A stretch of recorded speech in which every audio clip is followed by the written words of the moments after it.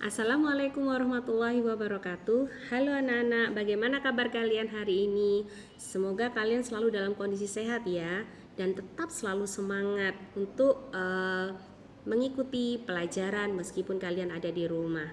Nah, kalian sudah tahu kan siapa nama Ustadzah? Oke, nama Ustadzah adalah Ustadzah Yulia. Nah, hari ini Ustadzah Yulia akan mengajak kalian untuk belajar bersama. Meskipun kita berbeda tempat, kita akan belajar tentang tema 1, yaitu tentang indahnya keberagaman. Nah, di tema 1 indahnya keberagaman, kali ini Ustadzah akan mengajak kalian untuk belajar dalam muatan pelajaran bahasa Indonesia. Nah, hari ini di muatan pelajaran bahasa Indonesia, Ustadzah akan memberikan materi tentang gagasan pokok dan gagasan pendukung. Nah, sebelumnya Ustadzah ingin tahu sih, kalian sudah pernah baca belum bacaan-bacaan seperti baca cerita atau cerita di baik di komik atau di cerita pendek. Nah, Ustazah yakin kalian sudah pernah baca semuanya dan pasti kalian sudah pernah mengerti banyak informasi dari setiap bacaan yang kalian baca. Nah, bagaimana kalian bisa mengerti dengan bacaan yang kalian baca? Nah, inilah yang disebut kalian akan memahami apa itu gagasan pokok dan gagasan pendukung, karena di sini gagasan pokok itu adalah kamu akan mengetahui inti dari bacaan tersebut. Nah, jadi nanti dalam materi ini kalian diharapkan bisa mengerti apa itu gagasan pokok dan apa itu gagasan pendukung dan bagaimana menemukannya dalam bacaan. Nah, di dalam bacaan biasanya kita akan menemukan yang namanya paragraf. Nah, paragraf itu biasanya terdiri dari beberapa gagasan pokok dan beberapa gagasan pendukung. Nah, kali ini Ustazah akan memberitahukan bahwa gagasan pokok bisa menjadi kalimat utama. Artinya apa? Gagasan pokok bisa menjadi kalimat utama. Ya, gagasan pokok itu dari gagasan pokok tadi bisa dibentuk menjadi kalimat utama. Nah, dari kalimat utama tadilah kita bisa mengambil gagasan pokok. Itu dibolak-balik akhirnya. Kemudian gagasan pendukung. Gagasan pendukung itu bisa menjadi kalimat pendukung atau kalimat penjelas. Jadi, dari gagasan pendukung yang sudah kalian susun bisa menjadi kalimat pendukung atau kalimat penjelas. Di dalam sebuah paragraf itu biasanya terdiri dari satu gagasan pokok dan beberapa gagasan pendukung. Nah, kali ini kalau kamu ingin tahu paragraf itu biasanya dibedakan menjadi 3 jenis paragraf. Kenapa kok bisa dibedakan menjadi paragraf? Iya, karena letak dari gagasan pokok tadilah yang menyebabkan perbedaan tersebut. Nah, paragraf yang pertama yaitu paragraf deduktif, yaitu paragraf yang gagasan pokoknya berada di awal kalimat. Kemudian ada paragraf induktif, yaitu paragraf yang gagasan pokoknya ada di akhir kalimat. Nah, yang terakhir itu biasanya gabungan dari paragraf deduktif dan paragraf induktif yang disebut sebagai paragraf campuran. Namun kali ini kalian hanya belajar biasanya ada paragraf deduktif dan paragraf induktif saja. Kemudian ada nama lain dari gagasan pokok. Biasanya gagasan pokok itu diberi nama gagasan utama, ide pokok, ide utama, gagasan utama. Nah, biasanya itu adalah nama lain, hanya sebutan saja. Jadi kalian tidak usah bingung nanti ketika belajar tentang gagasan pokok. Ibu, ini ide utama apa? Nah, ide utama itu sama dengan gagasan pokok. Gagasan utama itu apa? Gagasan utama itu sama dengan gagasan pokok. Selanjutnya, oke, di sini apa sih gagasan pokok itu? Dan apa sih gagasan pendukung itu? Nah, Baiklah, kita lihat gagasan pokok. Gagasan pokok adalah ya topik yang dibahas pada suatu teks. Nah, ciri-ciri dari gagasan pokok itu satu, mengandung topik permasalahan atau inti dari bacaan. Jadi, kalau kamu ingin tahu gagasan pokok dari sebuah paragraf, kamu harus membacanya lebih cermat. Nah, biasanya dari satu paragraf itu saja kamu bisa mengambil kesimpulan, oh ini tentang ini loh. Nah, oke. Nah, kemudian ada ciri berikutnya adalah berupa kalimat lengkap yang dapat berdiri sendiri.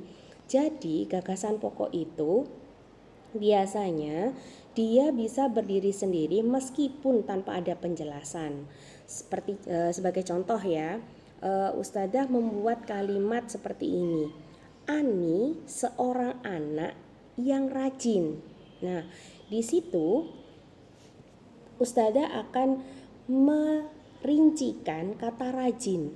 Kata rajin di sini Ustadzah rincikan dengan dia suka merapikan tempat tidurnya setelah dia bangun tidur.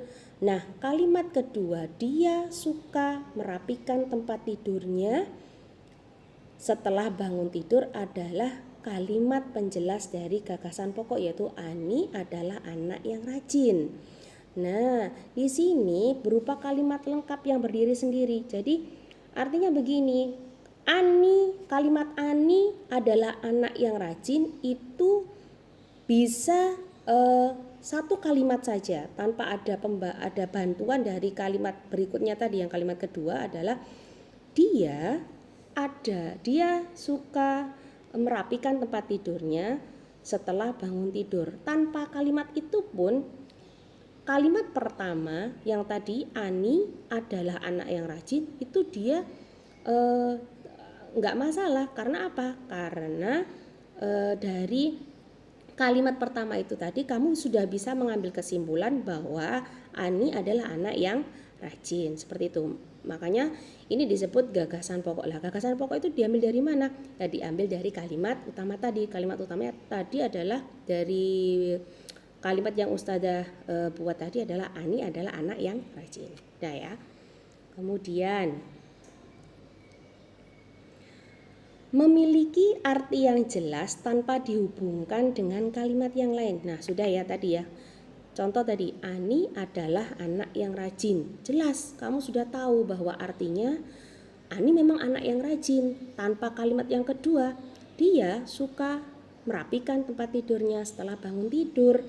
Nah, tanpa kalimat itu pun kamu sudah paham bahwa Ani adalah anak yang rajin. Nah, terakhir, ciri-ciri gagasan pokok adalah biasanya terbentuk tanpa kata sambung atau kata pengganti. Nah, di dalam kalimat itu biasanya tanpa ada kata sambung. Contoh kata dan, tetapi, sedangkan, atau kata ganti. Kata ganti itu dia, mereka. Biasanya kalau kalimat itu mengandung kata sambung seperti dan, tetapi, sedangkan, itu dia bukan termasuk kalimat utama dan itu tidak ada gagasan pokoknya. Seperti itu, biasanya seperti itu. Nah, kemudian selanjutnya ada gagasan pendukung.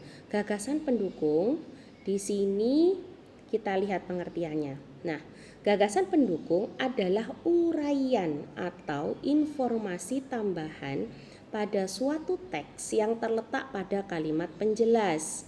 Nah, kalau sudah tahu itu adalah uraian informasi, tadi kan seperti Ustazah contohkan tadi, dia suka membersihkan tempat tidurnya setelah bangun tidur, atau dia suka merapikan tempat tidurnya setelah bangun tidur.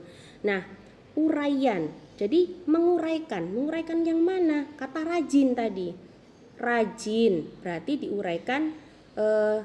Contohnya adalah suka merapikan tempat tidur setelah bangun tidur, seperti itu ya. Nah, kemudian Gagasan pendukung disebut juga dengan gagasan penjelas. Jadi kalau tadi gagasan pokok punya nama lain yaitu ide pokok, ide utama, gagasan utama. Nah, gagasan pendukung pun punya nama lain yaitu gagasan penjelas. Ciri-ciri dari gagasan pendukung: tidak dapat berdiri sendiri karena jika dipisahkan dengan gagasan utama maka akan sulit dimengerti kaitannya dengan inti topik. Jadi gagasan pendukung sudah jelas. Kalau dia dipisahkan dari gagasan utama atau gagasan pokok tadi, dia tidak akan memiliki makna atau kadang membingungkan artinya. Contohnya tadi, Ustazah buat 2 kalimat tadi kan. Yang pertama tadi, Ani adalah anak yang rajin. Itu kalimat pertama atau kalimat utamanya. Lalu Ustazah tambahkan lagi di kalimat kedua atau kalimat pendukungnya, yaitu dia suka merapikan tempat tidurnya setelah bangun tidur. Nah, ketika kalimat pendukung tadi atau kalimat penjelas tadi Ustazah tuliskan tanpa ada kalimat yang pertama atau tanpa ada kalimat utama, maka artinya pun akan sedikit membingungkan. Contoh, dia suka merapikan tempat tidurnya setelah bangun tidur. Nah, di sini ketika ada kalimat seperti itu, pasti kamu akan berpikir lagi, dia itu siapa ya? Nah, ya kan? Dia itu siapa, Bu atau Ustazah? Nah, kalau sudah seperti itu, berarti itu bukan kalimat penjelas dan itu tidak mengandung yang namanya gagasan pokok. Justru inilah yang disebut gagasan pendukung. Makanya dia disebut tidak bisa berdiri sendiri. Kemudian lebih khusus dari kalimat utamanya. Lebih khusus di sini artinya di dalam kalimat utamanya dia lebih menjelaskan secara rinci, secara detail tentang penjelasan dari kalimat utama. Tadi Ustazah sudah bilang, kata rajin Ustazah rincikan, Ustazah lebih khususkan lagi dalam bentuk sifatnya Ani, yaitu apa? Perilakunya Ani yang suka merapikan tempat tidur di kalimat kedua. Makanya di kalimat kedua itulah disebut kalimat penjelas, atau di dalam kalimat penjelas tadi akan ada gagasan pendukung seperti itu. Kemudian yang terakhir ciri-cirinya, maaf ya nak ya.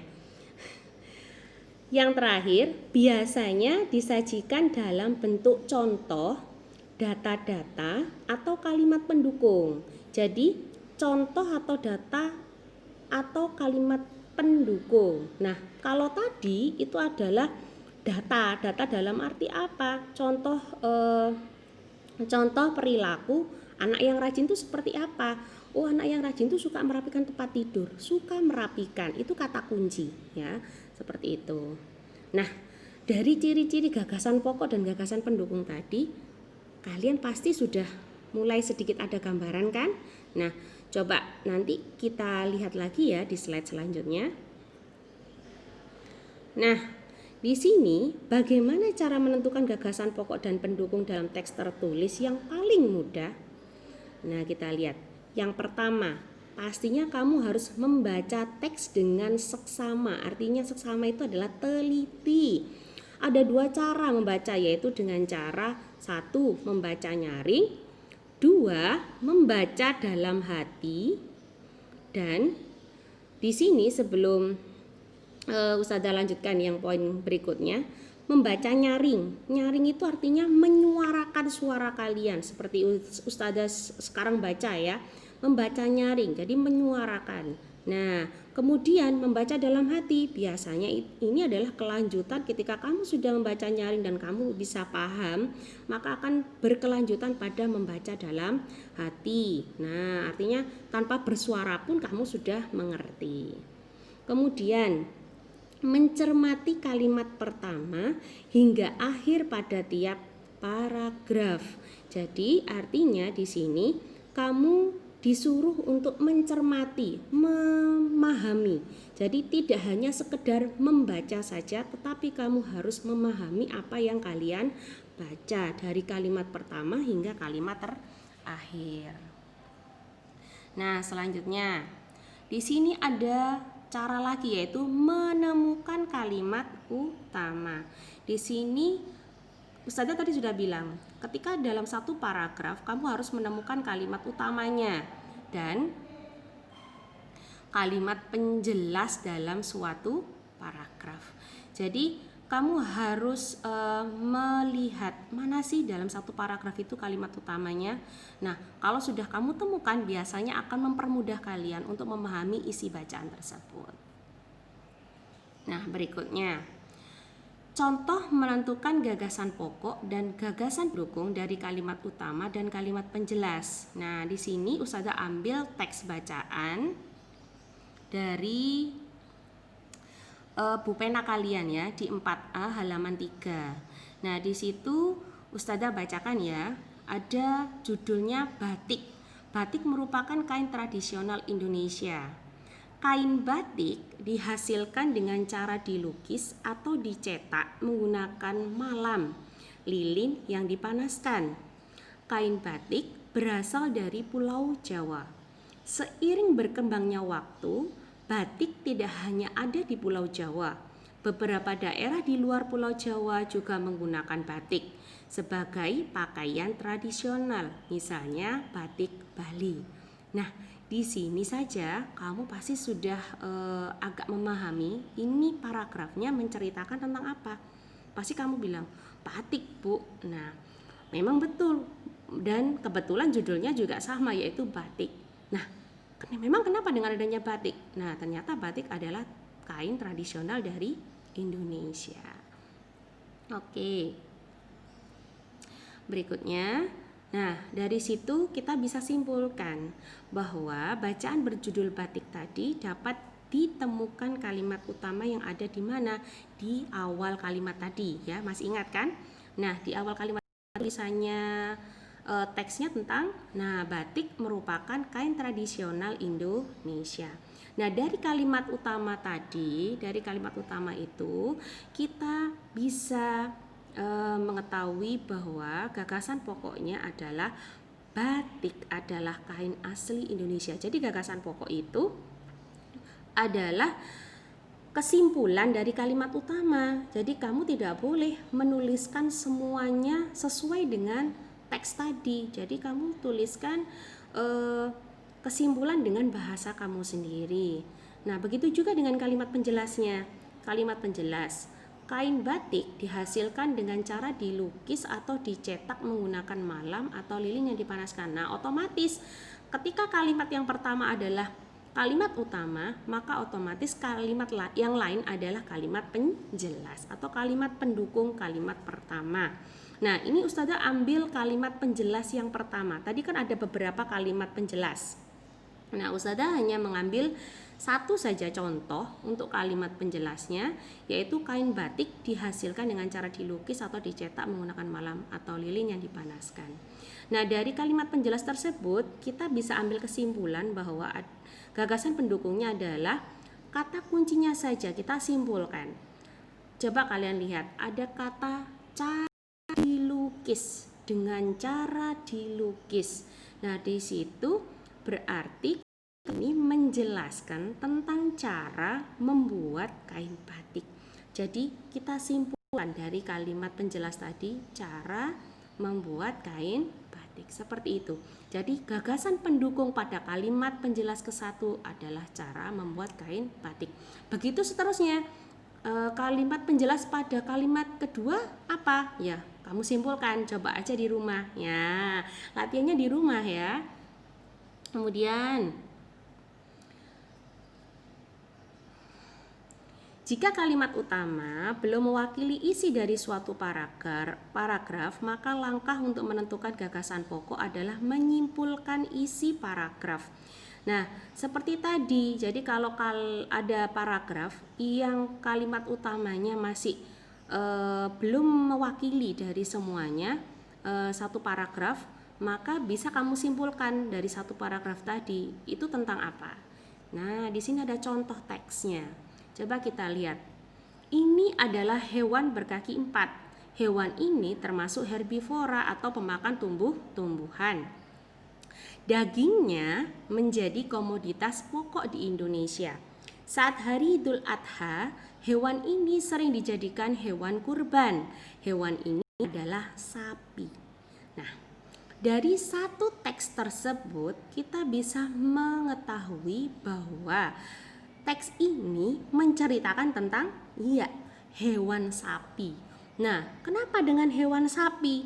Nah, di situ ada hewannya berkaki 4, terus dia makan tumbuh-tumbuhan, kemudian dagingnya itu bisa dijadikan keperluan utama bagi orang-orang Indonesia.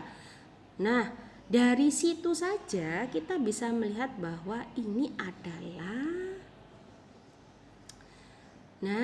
di situ kita tahu bahwa kalimat utamanya adalah hewan ini adalah sapi. Namun masih bingung. Nah, tadi Ustazah sudah bilang bahwa kenapa dengan sapinya? Nah, dari gagasan pokok itulah, itu kan masih belum jelas. Dari kalimat utama itu kita masih belum mengetahui hewan ini adalah sapi. Iya, sapinya akan apa? Nah, gagasan pokoknya itu akhirnya menyimpulkan bahwa dalam satu paragraf itu kita mengetahui bahwa ciri-ciri dari sapi. Seperti itu caranya. Nah, sehingga paragraf tersebut secara keseluruhan menjelaskan secara rinci tentang karakteristik hewan sapi. Maaf ya, Ustazah agak bingung ini. Oke, masih bisa? Masih semangat ya? Oke, kita lanjut. Bentuk penyajian gagasan pokok dan pendukung. Nah, bentuk penyajian gagasan pokok dan gagasan pendukung ini seharusnya ada tabel. Nah, penyajiannya bisa dalam bentuk peta pikiran, ada di buku kalian. Juga bisa dalam bentuk tabel. Nah, bentuk tabel juga dalam bentuk peta pikiran atau diagram biasanya. Nah, ini ada contoh-contohnya. Ini contoh untuk tabel. Ya, ini contoh tabel. Nah, contoh untuk peta pikirannya juga seharusnya muncul di sini. Nah, mencari gagasan pokok dan gagasan pendukung dalam teks lisan.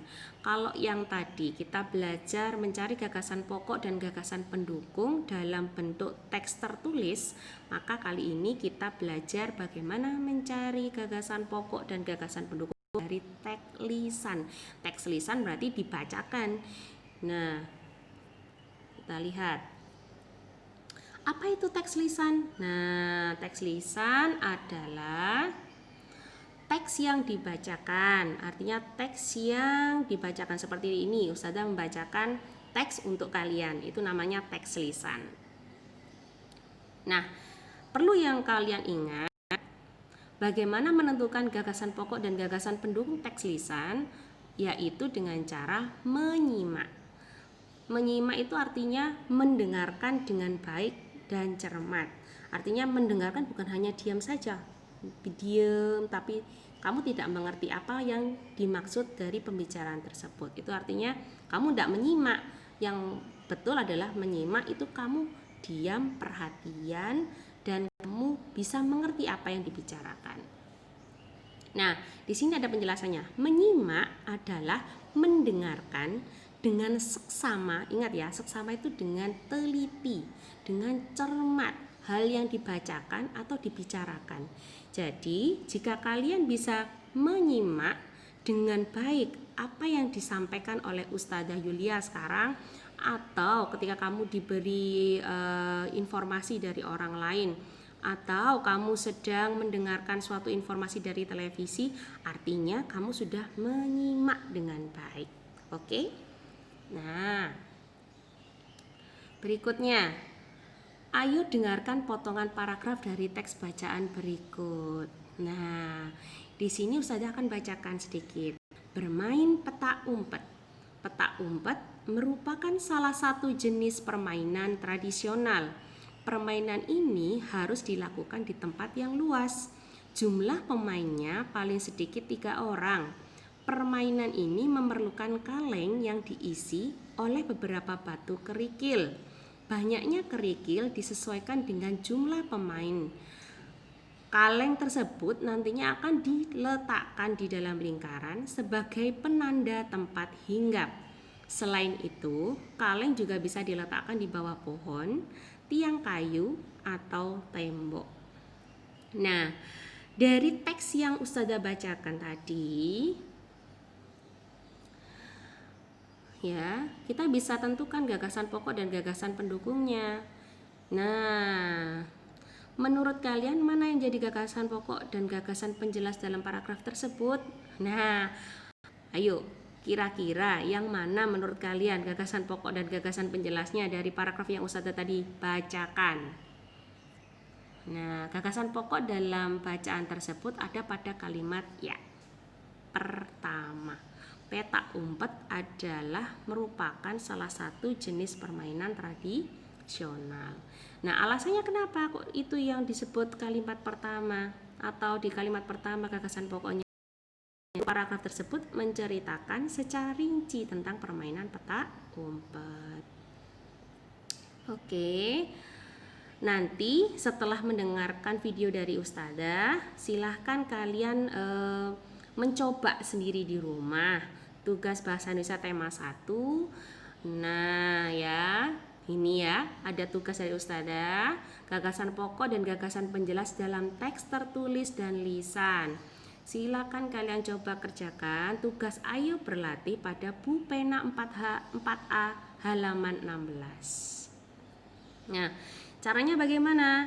Menjawabnya, kamu menuliskan atau mengetik jawabanmu dalam bentuk Microsoft Word dan segera mengirimkan tugas latihan tadi melalui Google Classroom kelas masing-masing. Contoh, jadi kalau kalian kelasnya 4 Al-Aziz, berarti kalian yang termasuk kelas 4 Al-Aziz, kalian harus mengirimkan ke kelas 4 Al-Aziz yaitu Ustazah Yulia. Kalau kalian kelas 4 Asalam, berarti kalian harus mengirimkan ke Ustazah Mufar. Ya, jadi seperti itu, sesuai dengan kelas masing-masing. Nah, baiklah anak-anak, sekian dari Ustazah Yulia. Terima kasih anak-anak hebat. Kamu harus tetap semangat belajar di rumah yang rajin. Jangan pernah kalian aku kapan masuk. Sabar ya. Kamu pasti bisa sampai nanti kita bisa bertemu lagi di sekolah bersama-sama dan kita belajar bersama. Wabillahi taufik wal hidayah. Wassalamualaikum warahmatullahi wabarakatuh.